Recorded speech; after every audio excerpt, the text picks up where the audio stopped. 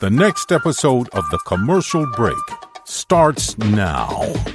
Yeah, boy! Oh, yeah, cats and kittens. Welcome back to The Commercial Break. I'm Bryan Green. This is my dear friend and the co-host of this show, Chris and Joy Hoadley. Best to you, Krissy. Best to you, Bryan. Best to you out there in the podcast universe. I'm just scrolling through the old TCV emulator phone over here with all of our text messages and phone calls. And there's someone who's been texting the show for a very long time. Won't give away the name in case they don't want it shared, but they told the phone a couple of weeks ago that they were going to be going on a cruise. And so the response was, send pics, right? You know, hey, share the pics. I want to see what's doing over there on that cruise. Well, the only pic that I've gotten so far is a picture of a cruise door with an upside-down pineapple. It's the universal We all know symbol. that's what it means. It's the universal symbol for ground and pound, baby. Polyamory. We like to swing. Oh, yeah, we like to swing. I have been getting served up a lot more swingers content. I think I shared this with you that we talked about the Love Cruise or whatever they call it. What is that called? It's not... Yeah, it what was is that the, resort? Right. Yeah, there's a resort. Pleasures. Pleasure, yeah. I think it's Pleasure. Pleasures. Yeah, the Pleasure Cruise, whatever it is. Uh-huh. Anyway, it's a swingers cruise. And now they're doing it twice a year. It's in such demand that they're doing it twice a year. And they also have a resort down in Jamaica. Like, there's a lot of these. Hedonism, there's a bunch of them. They have Sandals, adults-only resorts. Where basically the whole premise is, go down there, strip naked, get laid. That's it. That's what you do. And I don't know, part of me thinks that might be fun. Like, I don't want to do it now. I'm too old for all that. No one wants to see me. Like Tom Papa says, I'm turning into one big testicle. So no one wants to see me naked. But if I think back on my youthful adventures, I wonder why I didn't put that in the mix. Mainly because I've been in threesomes and they're not for me. Like, you know, can you hold my beer while I go get more beer and then I come back and I'm locked out of the house? It's like one of those things, you know, it's not as fun as you think it is. It's quite challenging actually to pleasure more than one person at the same time. But like swingers, you know, you're just doing, you're just switching. You're just switching it up. And so I don't know what the picture means. Does it mean that's your door or does that mean that's someone else's door? I think they probably saw it. I think on so someone too. else's door. Yeah, but that's ballsy to go on a cruise and just let everybody know you're might looking as for well. a door knock. What is the Might as well. protocol on a cruise when it comes to swinging? Do you just like knock on somebody's door? Just Yeah, I mean, I think can I dick down your wife? It's me. Who? What does it matter? I saw You the put symbol. the pineapple on the door. Yeah. Let's not get all involved with details. Let me just come in real quick and come on real quick. You know what I'm saying? Come in and come on. And when does the swinging happen? Is it like, I would think that there's some kind of intro that needs to happen. yeah, You're just knocking. But maybe you knock and say hello. I agree with this pineapple. Yes. And so let's get to know each other. that's what Go I'm have a drink. asking. Like, Go have a okay, drink. let's put ourselves in this situation. Let's assume for 1 minute that we are swingers. You and Jeff and me and Astrid, not us, like, you know what I'm saying. We're swingers, right? Not that we're going to swing together. Right. All right, settle down, Jeff. I can see Jeff like throwing his phone out the window right now. You're never going back there again. You're now the executive administrator of Memphis forever. No. It's, Okay. we look, as we've said before, all we have to do is throw out that it's research for the show. Yes, You it's know? research for the show. So let's assume for a minute that we are swingers. Yeah. And we go on a cruise, the four of us, and we're like, all right, we're ready to get dick down. That's what we're doing here, right? It's gonna be a whole 5 days of fun in the sun and turning up and turning out and Swinging and swimming. yeah, putting our heads down on the pillows. Okay, let's think about that. All right, now, how do we let people know that? How, pray tell, are we going to find other swingers on the cruise? Well, let's put a pineapple upside down on our door. Okay. Honey, did you remember the pineapple? Honey, did you bring the blow-up pineapple? Because I need to put it upside that's down. on the packing list. Yes. I have a packing list, so I'm adding that to my packing list.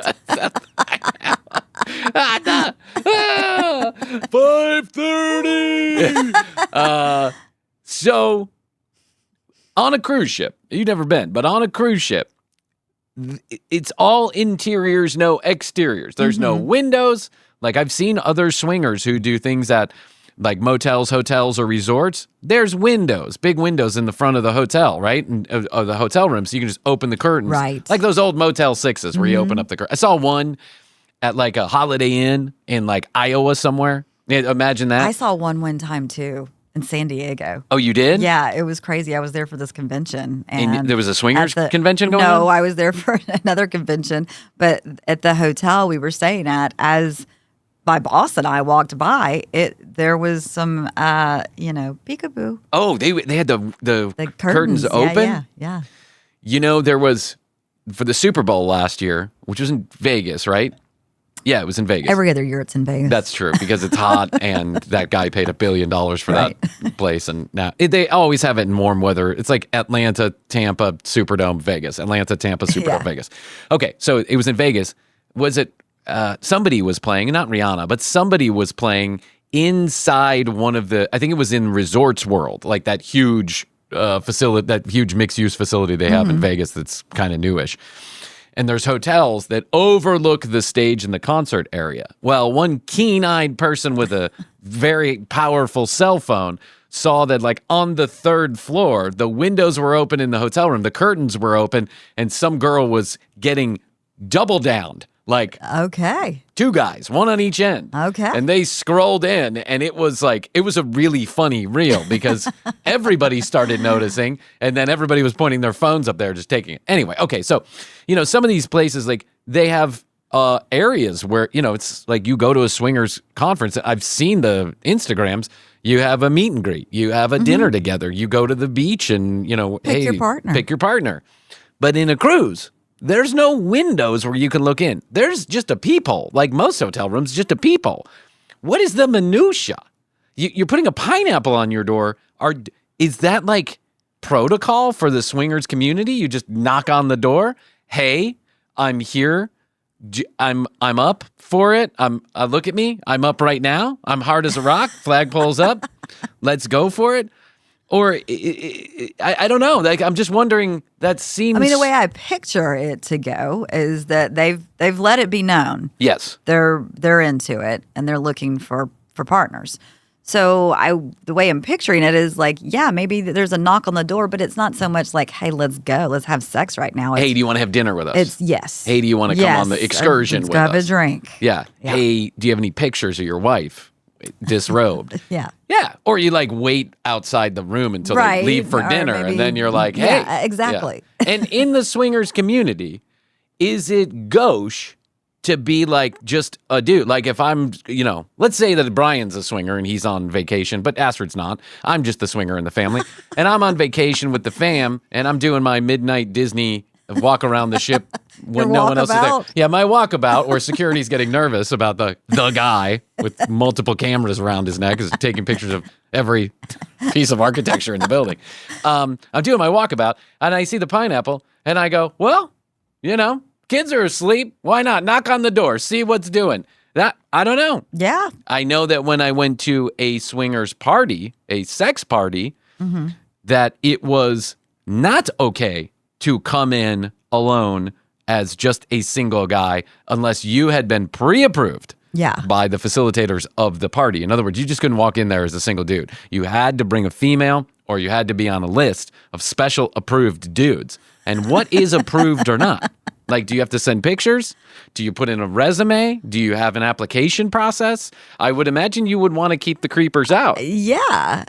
Maybe some sort of background check. I don't know. I don't know either. And while I did not, to be absolutely clear, had zero interest in participating in anything, and the smell in there was funky as it could be, I will say this. There was a lot of people watching what was going on in there. Watching's a thing. Watching is a thing. And most of those people, if we're just being honest, were guys. So I'm assuming they came in, like, they brought a friend or what, bring a friend, like +1.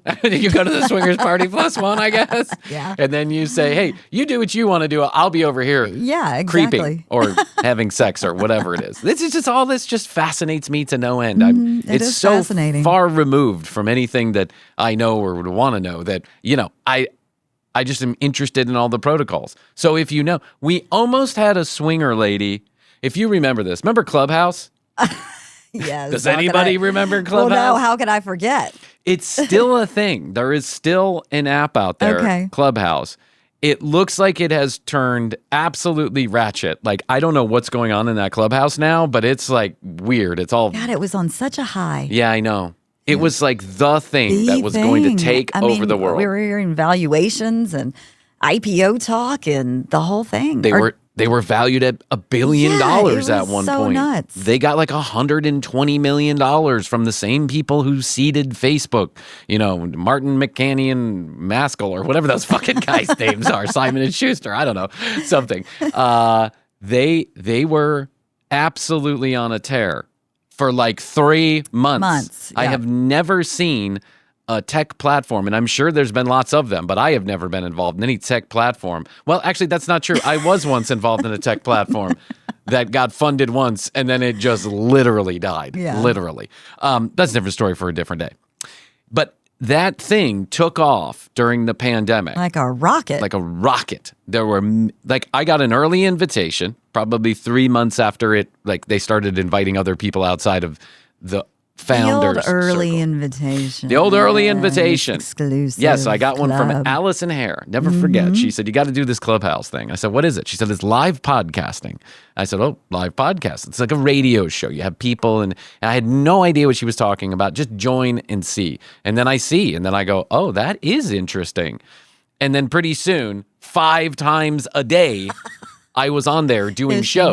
were. Yeah. Oh my God. It was crazy. It took over my life for I know. I a tried month. to keep up and I couldn't. It was, you No. were a speeding race car. Yeah, a complete waste of my... I mean, listen, we met a lot of nice people there. It ended up being, I guess, part of the reason why I got through the pandemic is because I had something to do. But anyway, on one of those, I was in this podcasting group, and one of the ladies who was in the podcasting group with me, there was like a couple hundred of us doing these shows on this podcast channel, or club, excuse me. So fucking stupid. Yeah, That's come on, Bryan. fucking stupid. Keep the terms. Yeah, I'm sorry. In the club with us, in the podcast club with us, started by the founder of Podcast Magazine, because everybody wants to buy a magazine about podcasting. Right. That guy is now like selling insurance in an MLM or something. Anyway, Yeah. she had a podcast about swingers. Her husband and her were Well, wait, swingers. hold on. Yeah. I just had a vision here. Speaking of the podcast magazine and swingers, Yes. you know what I'm going to say Oh. because you got This is- propositioned, kind of. You got proposition, kind of. I did. It wasn't me. I mean, you I got like did. a picture that was sent, right? Yeah, I did. Yeah, I got some weird shit. All right, so while we're talking about swingers, I'll tell this story real fast. Krissy and I are we're early in this journey. Now I look back. Listen, just like anybody who starts off on any new adventure, We were toddlers. we were toddlers. It's like you start off walking through the jungle and you're scared of everything. You have no idea what's going on. Everything looks scary, dangerous, big. Putting everything in your mouth. But yeah, putting everything in your mouth. That's right. Sticking your finger in the socket. But pretty soon you get burned a few times and you learn and you grow and all that other stuff. So, but we're early on. And quite frankly, it was very exciting that somebody at Podcast Magazine who had other like notable podcasters on the cover of that yeah. magazine, like big podcasters. Yeah, I like think Tim Ferriss Who and was the one that was on for our issue? Was it Dave Ramsey? I don't know think why it was that's coming Dave to Ramsey. mind, I but- think he was on one of them, but I don't think it was Dave Ramsey. I don't know. I Okay, think yeah. it was Tim. Maybe it was Tim Ferriss. I don't know. It was I've got somebody. the magazine. I do too. It's at sitting right home. up there. Yeah. So I get a reach around from somebody at Podcast Magazine who's doing the comedy vertical. And he says, love the show, really love to do a spread on the commercial break. And I'm like, what? Really? He says, yeah, I think you guys are great. I'd love to do it. And I said, okie dokie, smoky pokey. And by the way, we got connected because I just started in Clubhouse. I had connected with this guy in Clubhouse. I had been in a few rooms with him. He looked at the show. That's how he found us. So it wasn't that it was like because we had a bunch of accolades or any merit whatsoever. We were like 20 episodes into the show, into the podcast. And so I run to tell Krissy, we're getting a spread in Podcast Magazine. We got to do an interview. Krissy's like, oh my God, really? And I'm like, yes. The podcast magazine. one. The podcast magazine wants us, little old commercial break. Yeah, I was like, whoa, okay. We've got some traction here. Yes, we got some traction. We had no idea. This would be like a fashion model getting an invitation in our minds to be on the cover of Vogue after like 2 days in the modeling industry. What it really was like an insert in a penny saver where you're wearing skimpy lingerie. That's really what it was.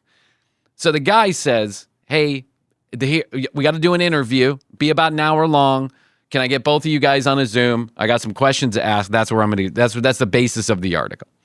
Okay, fantastic. So Krissy and I pick a time. We're going to do it Zoom. The appropriate time comes.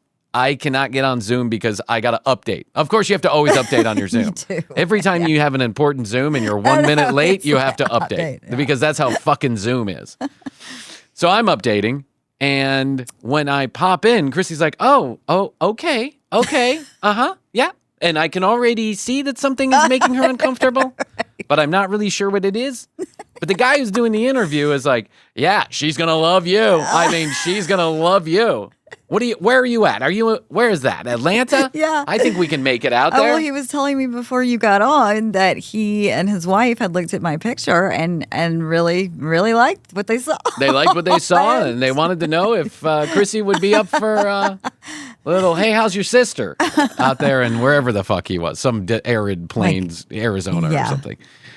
And I had no idea about any of this. I had no idea that I didn't even know this guy. I really didn't. I just talked to him a few times on Clubhouse. But he then went on to have an interview that was completely unprofessional. Yeah. Where he just mainly talked about Krissy's boobs and then asked a couple of questions of us. I thought it was odd, and I really was uncomfortable with the whole thing. But we hung in there as long as we could, and then it's over. And I'm like, well, I guess when you hit the big time, this is what it's like the casting couch. Like, you're going to have to dodge the bullets. I don't know. I've never had any brush with any kind of notoriety, so I don't know. But we get excited about the thing. So Krissy and I run out back to my house, and we pick up a couple pieces of wood, and we take some pictures. Astrid took pictures of us. We take an old piece of fence. Yeah. running midair. We took an old piece of fence, put it between us. It's the dumbest shit ever. And we send them off, hot off the presses. We got to make sure that we get this to Podcast Magazine for the December issue. Yes. So the article comes out, and it's by and large a fluff piece where he adds a couple of the answers that we gave and then tells it, up-and-coming podcast, go check it out, whatever. Of which we see 0 increase in downloads. I thought for sure this was it. And we got 0 traction out of it. Yeah, we did. And it was at that moment, sometimes you just have blind faith that things are going to work out. But it was at that moment that I realized that, in fact, probably no one was looking for a magazine about podcasting. Yeah. And if they were, where exactly would they find that magazine? Well, at the grocery store, which no one was going to because it was the middle of the beginning of the pandemic.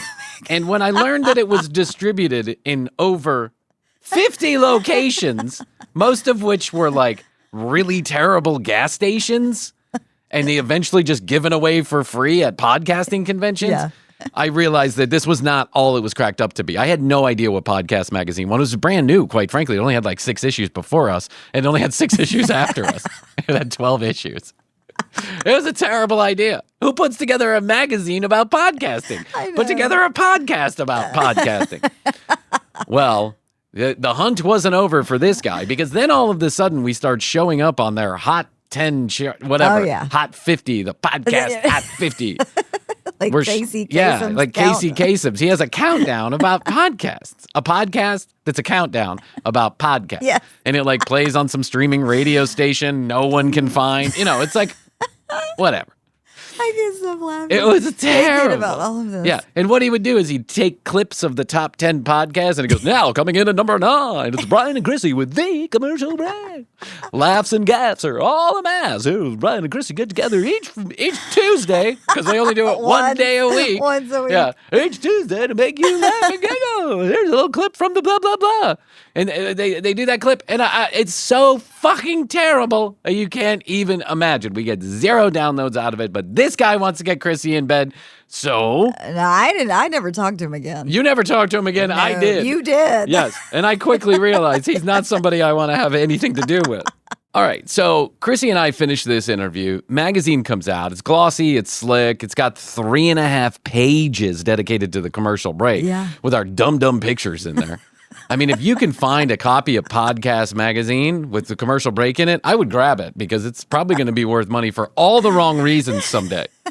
When we get noted as when we get entered into the Podcast Hall of Fame as the worst podcast. The Razzies of podcasting. Yeah. Oh, don't get me started on the Podcast Hall of Fame. But anyway, Krissy never talks to this guy again, but I have to be in this. But the guy who owned Podcast Magazine starts a podcasting club inside of Clubhouse, and I join in early to be one of the hosts of the shows that he's going to put on. His idea is to have a 24-hour Clubhouse channel going on where a podcast channel where all we talk about is podcasts. How to do a podcast, how to help people with podcasts, how to grow a podcast, how to shrink a podcast, how to end a podcast, how to start a podcast. And I end up doing these podcast rooms with Allison Hare, a friend of the show. And I can't tell you how many thousands of questions I took about podcasting. They were all the same question. How do I start a podcast?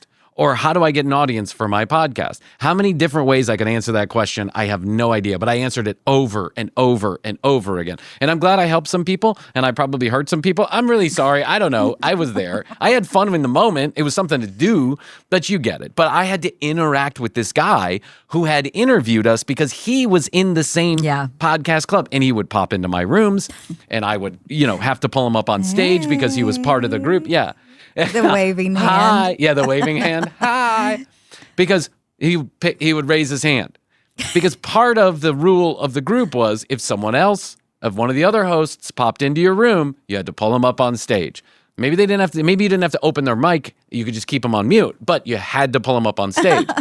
And so every time he came into the room, I had to pull him on stage. Well, I start getting text messages from this guy. And he's like, hey, man, what'd you think about the spread? You're on the hot charts, da-da-da-da-da. And I was like, yeah, great. Yeah, thank you very much. I really appreciate it. I said, it was a very nice spread, and I think Krissy and I certainly appreciate it. Cool, man. Hey, did you know my wife and I are swingers? And I was like, hey, no, that's a weird text message. I did not. Well, good for you guys. That's my response was like, good for you. Yeah. Now it's starting to make a little bit of sense. And it's like, hey, great. Hey, listen, I got this new radio channel podcast streaming thing I'm doing, and I need a little bit of help and advice, and I'm thinking about streaming some of your show on there, so it's going to be a brand new blah, blah, whatever the fuck. And he's like, can you get on a Zoom call with me? Sure, I'll get on a Zoom call with you.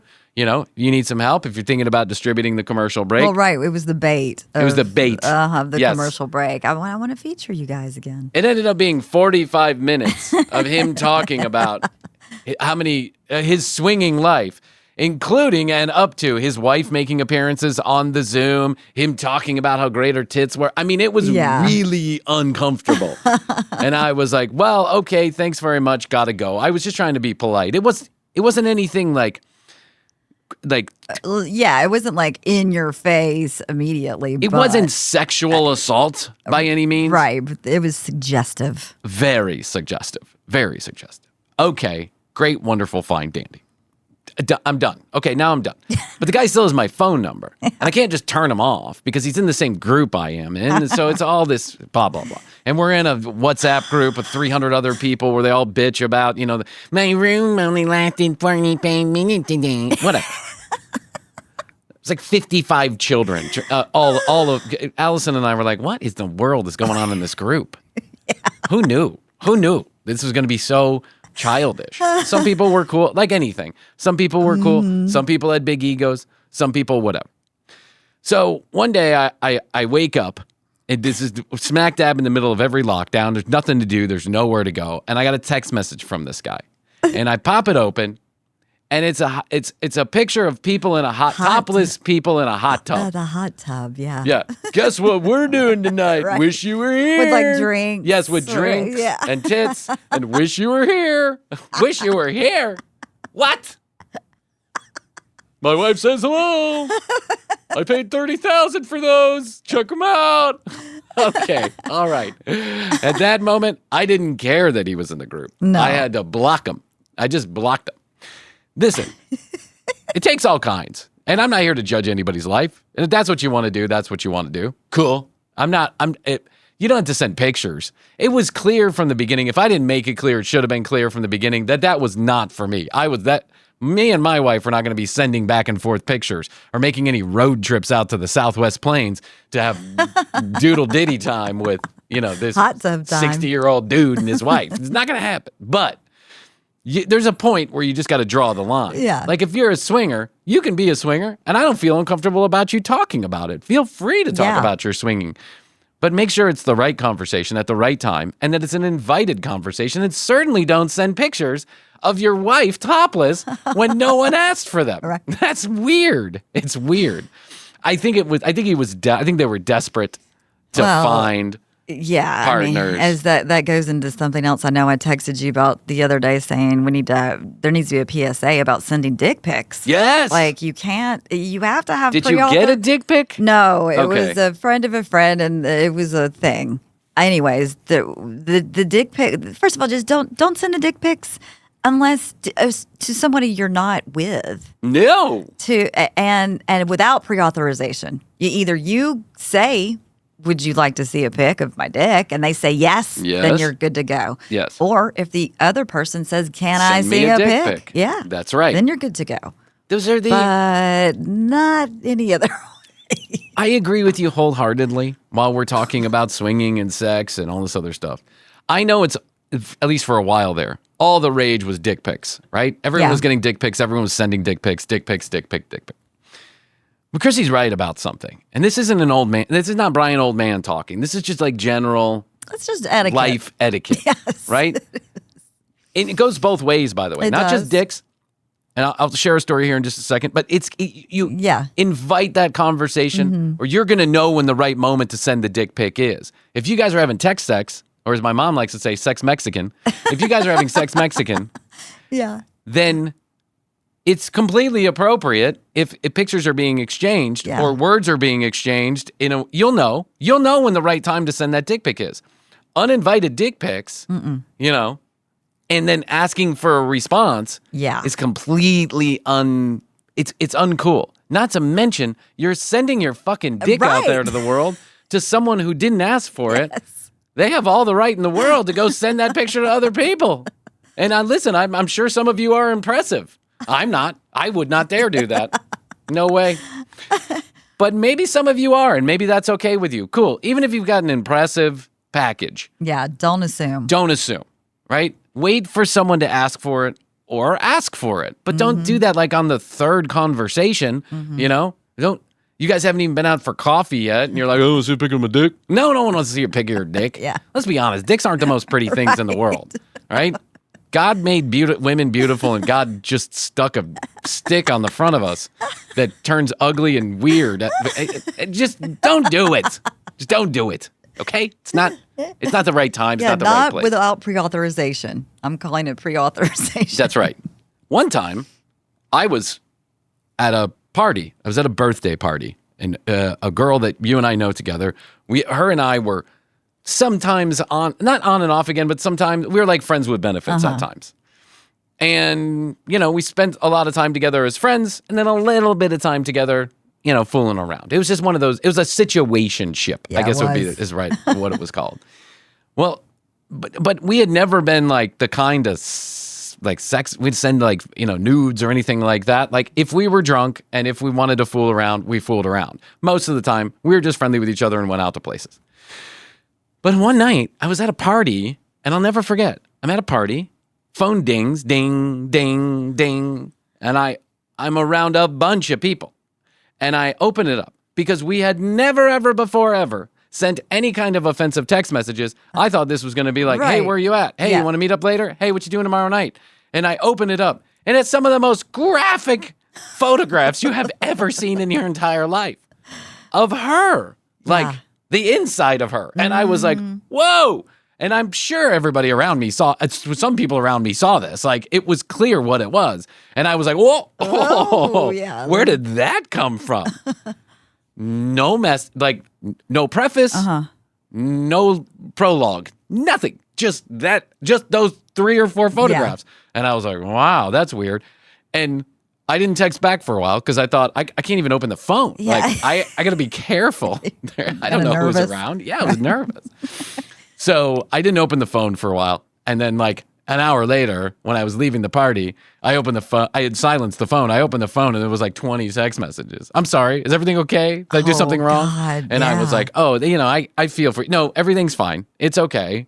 But I'm not going to respond. I'm not going to put a dick pic in there. No, there was no pre-authorization. No pre-authorization, no conversation. Literally a cold text message of your Willy Hoo Hoo. Now, sorry, that's my phone dropping 3 times an episode. show. Yes. I got a situationship with my chair You here. need like a I know. I'm getting a new phone and I'm going to get a different case. Anyway, this is... That's a different phone. What's that? That's the thing.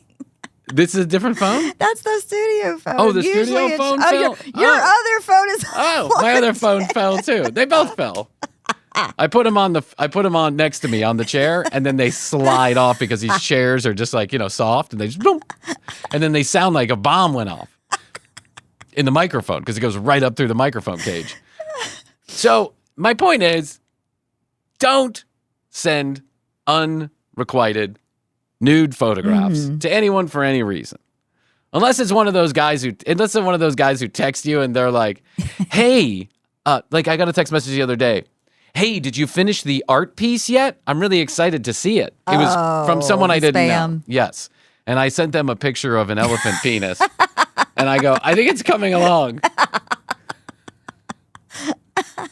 And then they're like, I'm sorry, I thought this was Abby. Do I have the wrong phone number? And I go, no, this is Abby. And this is my art. I turn it around on them. None of them play along anymore. They all got, there's probably thousands of smart asses out there who are doing the same thing, but I love it. My brother-in-law, Gustavo, he's like so afraid to respond to them. He thinks he's going to get trapped in some weird Bitcoin scam. And I'm like, they just text random phone numbers hoping they figure it out. Anyway, so back to the swingers. So, I'm just wondering, like, what this lady... the lady from Clubhouse was going to be on the show. Like, I had talked to her. I was in a room with her, like a Clubhouse room one time. I helped host a room with her, and she was talking about her Swingers podcast in a way that was very informative. And she was telling people about the laying the rules down like and the basics. Like the show that we just reviewed with the Canadian, Dr. Ruth. What was her name? Oh, yeah. Sue Johansson. Yeah. Sue Johansson. Yeah, but she wasn't being clinical about it. She was saying, these are how swingers groups work, and this is how you identify a swinger, and this is how we approach a swinger, and this is what we ask, and these are the rules, and these are the things we do. Oh, good to know. It was all good to know, and maybe I should reach back out to her because it was really fascinating, and now I'm just getting more and more fascinated by the idea of swinging. I have no interest in doing it myself. I just like to know what's going on out there in the world. What the other communities are about. Well, I would say that the upside down pineapple on the door is a pre-authorization. I agree with you. That's a pre-authorization to knock on the door, say hello if you're a swinger, and say, hey, listen, I don't know if we're going to get along, but would you like to go have dinner? Yeah. And we'll see what goes on. Can I buy you a few drinks? You want to go down to the casino and play a few hands? Let's figure this all out. Right.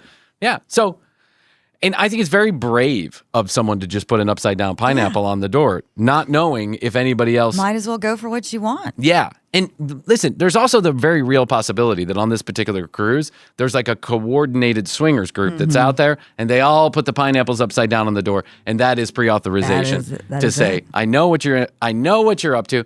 But honestly, like everybody knows about the upside down pineapple now. Got to do something else. I do like an upside down turkey or something. You know what I'm saying? Like maybe somebody could have been curious. They had never done it, but when they see the upside down, universally that's known now. Oh, of course it is. So yeah, maybe they were hoping to reel in some fresh meat, if you will. There is a famous neighborhood here north of Atlanta, very large neighborhood. And apparently the swinger community up there is well known, very large, And it's a golf community, so they have a golf course up there. But right outside of the golf course, there's a Publix. And now someone that I know lives there. They're not swingers, but they live there. And because they go to the pool and they do the things and they neighborhood events and all that, it's like not even a secret. Everybody talks about it, and people are, they will put they have like an upside down pineapple thing that they put in their backyard on the golf course. They put it on their front door, and the Publix outside of the neighborhood. Apparently, there are people on a Saturday afternoon or whatever, they'll go to the Publix, they'll get a shopping cart and put the pineapple on the top. And if you put the pineapple on the top, the little thing that holds the baby, put that there. That's it. You're good to go. You can approach. Okay. Yeah, approach. A clearance for landing. You know what I'm saying? Yeah. That's just it. And cool. I'd like to be in a club with a secret code. I mean, I don't want anybody to have sex with my wife, but I want to be in a secret code club. Well, it's not really a secret. Well, it's not really a secret, but I want to have something cool like that. Symbol club. Yeah. Like, we have sayings here like best to you and stuff like that, but not for everybody. Cheesecake Factory of podcasts. Maybe that's our symbol, the cheesecake. Slice Maybe. of cheesecake. Slice of cheesecake upside down like a triangle. And if you have that on your shirt or sticker on your door or whatever, then you're a commercial break listener. Yes. And it's okay to approach. You're okay to have conversations about the dumbest podcast out there. How's that? I like that idea. I do like that idea. It is crazy. Krissy and I were just talking about the Diddy trial, which is the never endless updates on the Diddy trial, because some of that testimony is literally insane. Yeah. That Kid Cudi got his car blown up, and apparently that was directed by Diddy and his security staff or whoever Diddy was associating with. And I saw the pictures from the trial the other day, the pictures of the inside of Diddy's house, where after they raided the house, lots of drugs, lots of pills, lots of powders, lots of pot. And the lube, as they had explained, there was a lot of lube. There was a couple hundred bottles of lube, lots of lingerie. To me, seemed like pretty milquetoast sex stuff, like a couple of vibrators, a couple of like pieces of like cheapy lingerie that you would buy at a head shop or a sex shop or whatever. Cheapy stuff comes in a box, one size fits all type stuff. And some stripper heels, things like that. That all seemed pretty milquetoast sex stuff, like stuff anybody might be into no matter what. But the description of some of this is just insane. Like they had the male prostitute up there. He was saying he got paid between $500 and $5,000 every time to show up, have sex with, quite frankly, a very beautiful woman, while Diddy orchestrated the whole thing, watched, and then got his rocks off. His 21 EPMs over in the corner. So essentially a lot of cuckolding going on. In which, okay, whatever, that's your jazz, that's your jazz. But the nature in which he went about orchestrating all of that sounds very abusive. The violence and just the mental control. Abuse. Yeah. Mental control, the drugs, all of it. Yeah, it's Cassie awful. says when they met, she didn't even really know what a blowjob was. Yeah. She was like, had no idea what that was. And then he like directed her, instructed her. Sounds like Diddy found someone very young and molded her to his will. Yeah, vulnerable. He signed her to like a 50 album deal or something. Yeah, 50 that's right. album deal. A 50 album deal? That is insanity. I take a little bit of comfort, and this can never wipe away any of the trauma that is probably in this girl's head, if any of this is true. And it looks like a lot of it might be. Yeah. She got $25 million or whatever it is. So at the very least, even though her life is ruined and none of those albums did anything, except for maybe the first one that had a hit single or two, and then she was really relegated to being his sex slave. I mean, that's the only way to describe it. She probably won't have to work another day in her life, so she can maybe try and pick up the pieces. Yeah, well, and she's get back pregnant too. Yeah, that's and true. She looks like she's got a very loving and supportive husband. Yeah, she's like really pregnant. Is she like 9 months pregnant or something? She's yeah. Diddy turned out to be such a douche. God. Who hot, who not, indeed, Diddy. Well, I guess we figured it out. Yeah, all those rumors about Diddy over all those years, they just might be true. Maybe he did have something to do with Biggie Smalls' death, like a lot of people have assumed for a very long time that he did. I don't think this trial is going to get to the bottom of it, but somebody, if Diddy is kneecapped in the sense that he no longer has the power and prestige that he always has, I think then a lot more will be discussed about him, just like with a lot of. I'm watching the Brett Favre documentary right now. Yeah, on Netflix. And, we just give a lot of credit to these guys when they haven't earned it. And then we assume they put them on a pedestal and we assume that everything's okay. And we don't want to hear about the bad. But everyone's human. And when absolute power absolutely corrupts. That's just the way that it is. We're seeing that play out in every facet of our lives right now, from our preachers to our influencers, our sports stars, and our government. It's just the way that it is. Absolute power corrupts absolutely. So anyway, happy days. Happy days are here again. Back to swinging. I like to talk about swinging. That's what I like to talk about. I wanted to talk about the Poly family. Oh, yes. And I haven't watched the latest one, but we can still talk about it. Well, listen, I get the gist. Yeah, it's really not hard to figure out. And they show a lot of like minutia about the family that's not quite frankly all that interesting. It's just like any other family, only there's two dads and two moms. Crying. And the kids crying and changing. And both moms are trying to breastfeed the one child. Like that's... Yeah. Oh, I admire that. Okay, cool. If you're trying to breastfeed, both of them are trying to breastfeed the child to connect with it, cool. But one's mom's milk won't come in. Whatever. Anyway, you get it. I will say this, is that take away the fact that it's just two moms and two dads. It's a relatively boring show about two guys who don't like each other and one dude who gets laid much more than the other dude. I mean, that's just really what it is. Right. Every episode, it seems like they have to make note that one dude is a good lover and one dude is not. Yeah. All the girls get very excited over one guy, and then the other guy, they're like, it's his night.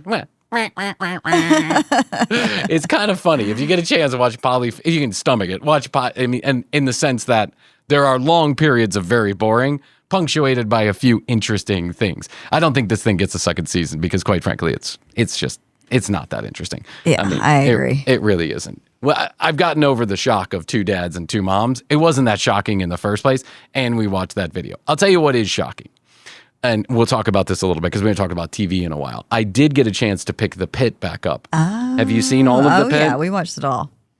I got 1.5 more episodes to go. What a fucking show they put together. I know. I didn't want to watch another medical drama. I have no interest in medical dramas. This was fast-paced, very good, very interesting, very timely about things going on in the world and society. So, yeah. It's as long as they don't all start like having romances and going down that road. I think they're probably going to have a good sense for what's working here. And that is the very technical, very fast-paced nature. For those of you who haven't seen The Pit, it's on Max. It's brilliantly done. It's done from some of the same people who did ER. Yeah, I think it was ER. ER, was it Noah? ER? Well, Noah Wiley. Noah Wiley's in it.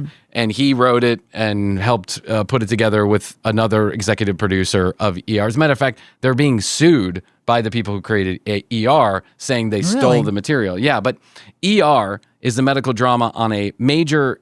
or was a medical drama on a major network television station, ABC, I think. And it ended up being a soap opera at the end of the day. There was a lot of technicality to ER also, and I think that's what made it interesting at first, but it ended up being just a big soap opera.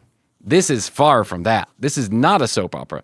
This is 15-hour a shift of emergency room doctors in a teaching hospital in Pittsburgh, and what happens if and what happens when. All the death, all the emergencies, the way in which they teach the interns how to do medicine.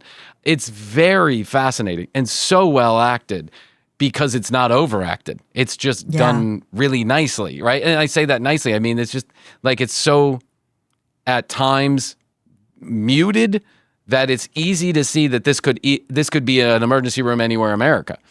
My favorite's the head nurse.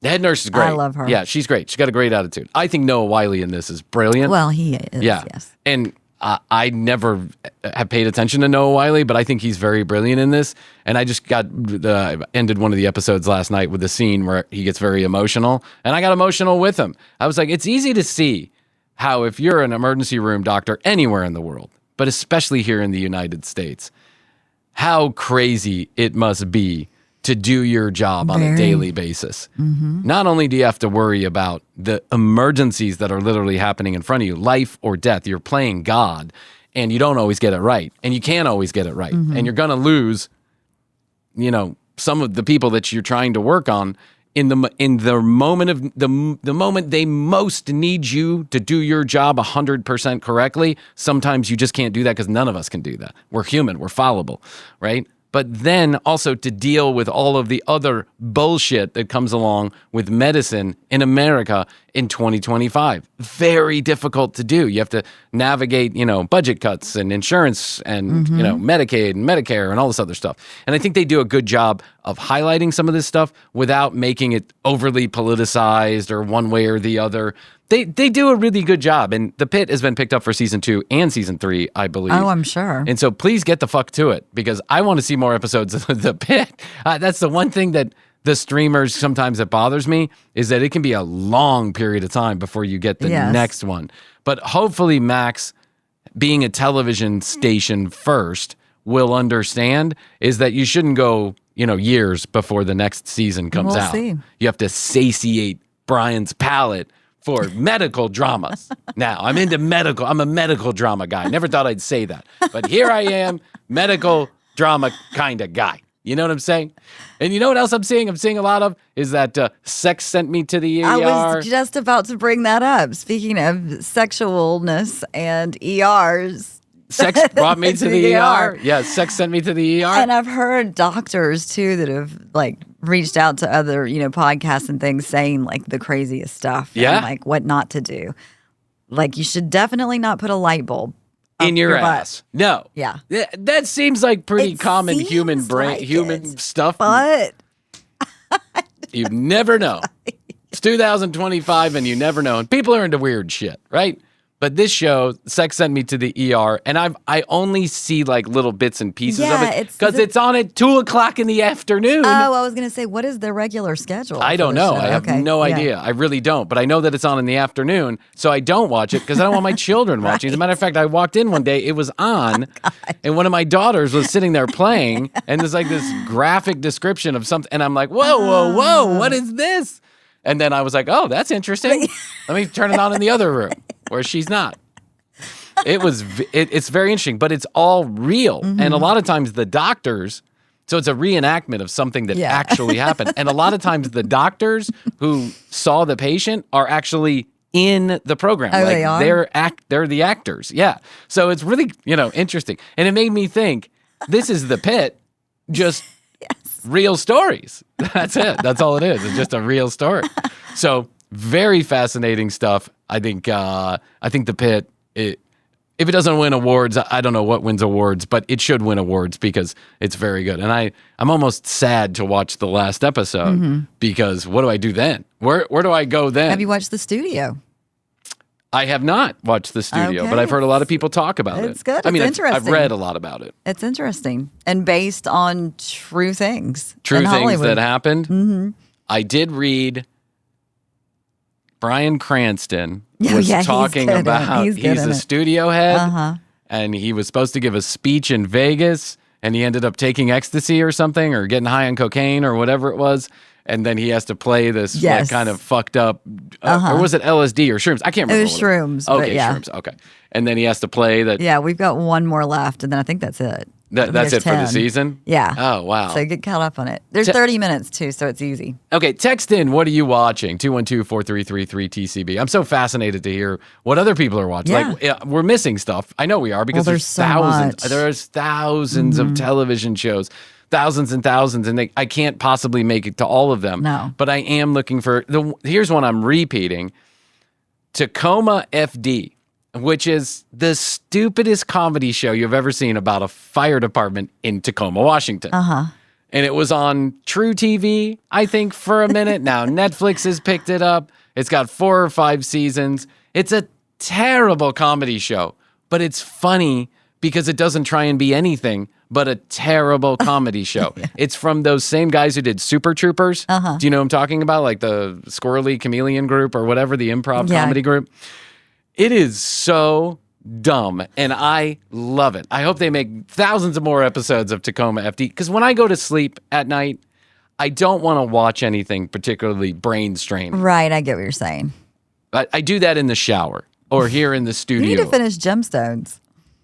I do need to finish Young God, Summer. it's so funny. I know. I'm getting it's at the top of my list to go back and rewatch.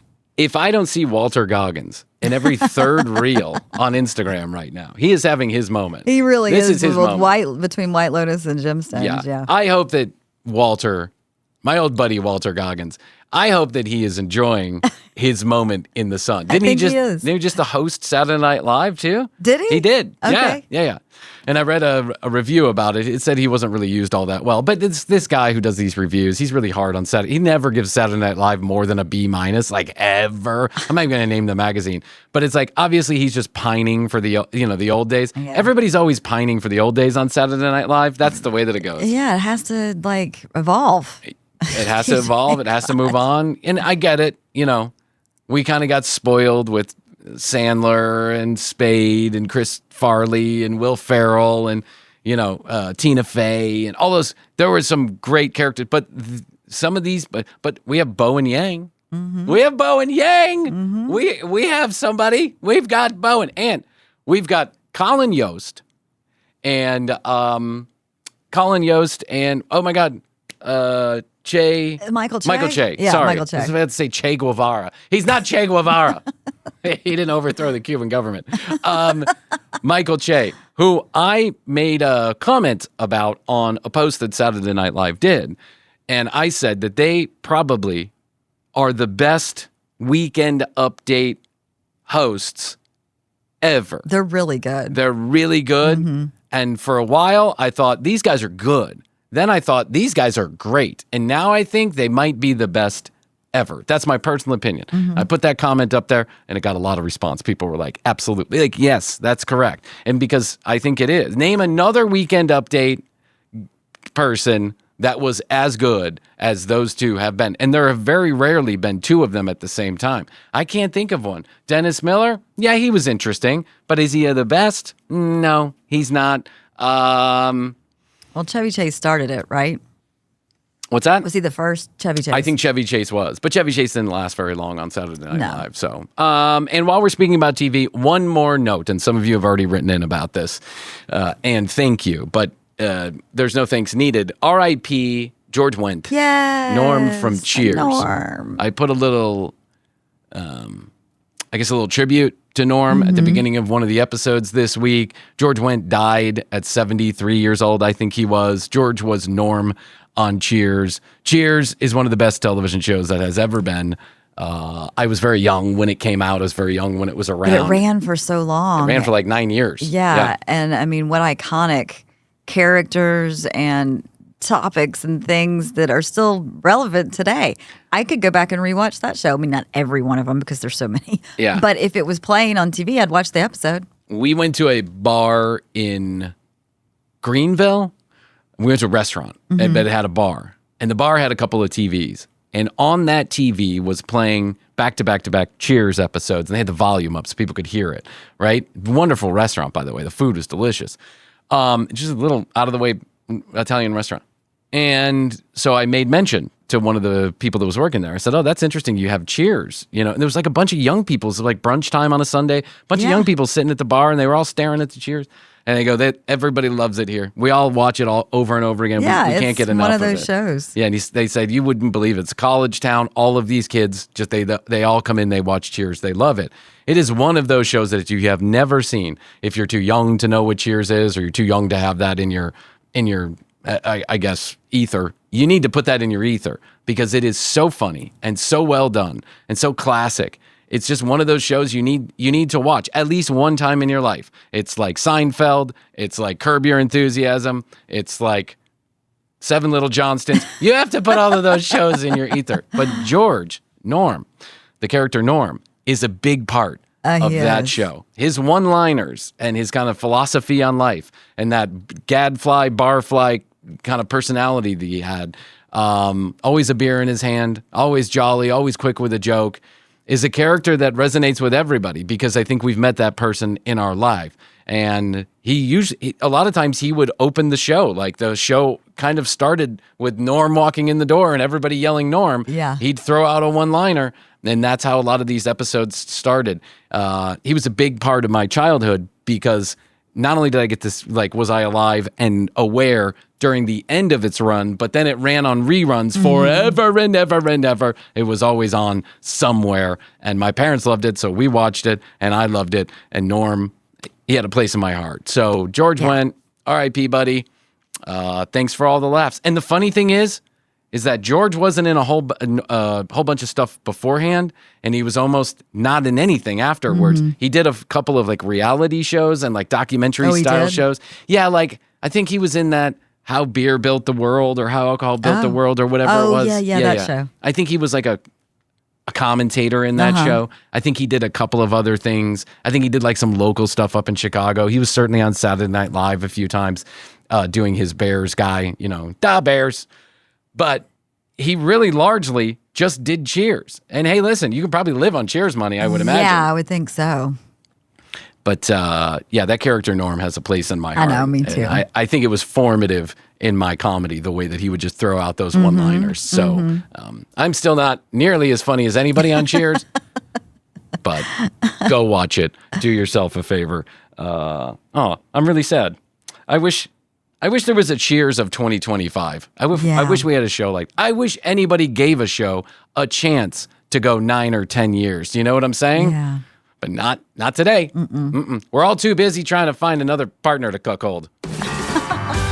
We're all too busy swinging, putting upside down pineapples. Yeah, I'm getting on cruises. All right. Hey, listen, nothing wrong with that. No, more power to you. I'd love to hear, if you're a swinger, what are the rules of the road? I would like to hear some tips and tidbits and tricks. I don't know. Yeah, I'd like to figure out how I get involved in all this. If I'd make a decision to go into it, I don't want to do it like we did with podcasting and end up on Podcast Magazine. I want to avoid the Podcast Magazine of swinging. Yes, please. So let us know. Give us some information. 212-433-3TCB. I bet you dollars to donuts there's a couple swingers in our group. Oh, yeah, I in hope our so. listenership. Okay. 212-433-3TCB, 212-433-3822. Questions, comments, concerns, content ideas, or if you want to be a part of TCB's Endless Day, send us a text message so we can get you on the schedule, figure it out, get you lined up to talk to us. Hopefully we'll be able to fit everybody in. There's quite a few people who have already called, texted us, actually. So Really? Yeah, but we might need the help. You never know. It just might be 7 hours of us talking to other people on the telephone. Or it might be 7 hours of other people doing the show and you and I taking a nap. Yeah. Well, But probably not. come with me. Yeah, because TCB's Endless Day is sponsored by 5 Hour Energy.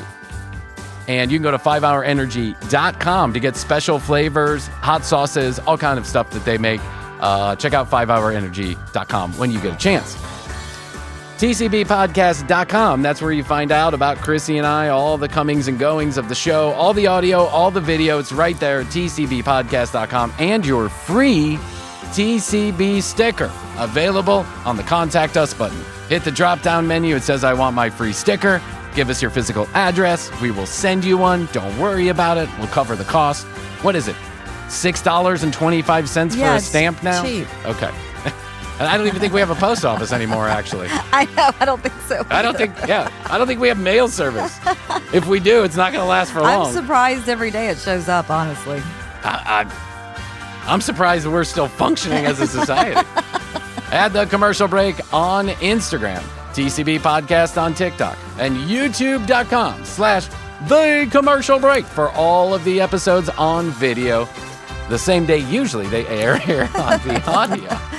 Okay, Krissy, that's all I can do for today. I think so. I'll tell you that I love you. And I love you. Best to you. Best to you. Best to you out there in the podcast universe. Until next time, Krissy and I will say, we do say, and we must say, Goodbye.